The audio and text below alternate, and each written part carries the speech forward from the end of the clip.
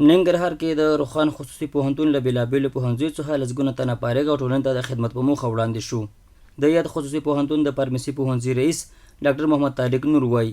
په 21مه دوره کې له معالجوي طب، ستوماتولوژي، اقتصاد، حقوق او سیاسي علومو پوهنځیو څخه 109 تنه فارغ او ټولنې ته د خدمت په موخه وړاندې شو. او خوشبختانه په دې 21مه دوره کې د څلور پوهنځیو محصلین چې هغې کې د طب پوهنځی، د ستوماتولوژي پوهنځي، همدارنګه د اقتصاد او د حقوقو سیاسي علومو پوهنځي څخه 109 فارغین نن فارغیږي او دې کې د طبي پوهنځیو محصلین چې تاسو ته معرفي کیږي او د حقوقو او د اقتصاد هغوی به بشپړ توګه باندې د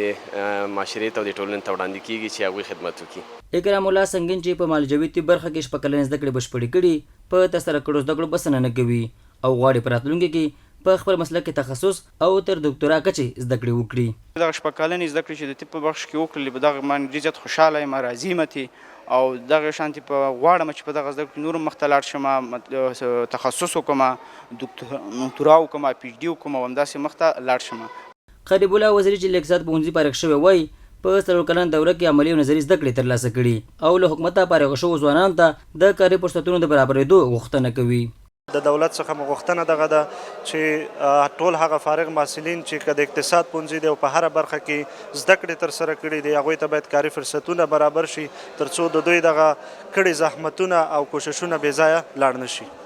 د پوهنتون استادانو علمي کدرونه بیا له فارغ شوو زده کړیالانو غواړي چې یوازې رسمي دندو ته لاسته راځنې منتظر نه شي بلکې داسې نوښتونه رامنځته کړي چې ګڼ شمېر نورو کسانو ته د کاري فرصتونو د برابرېدو لامل شي.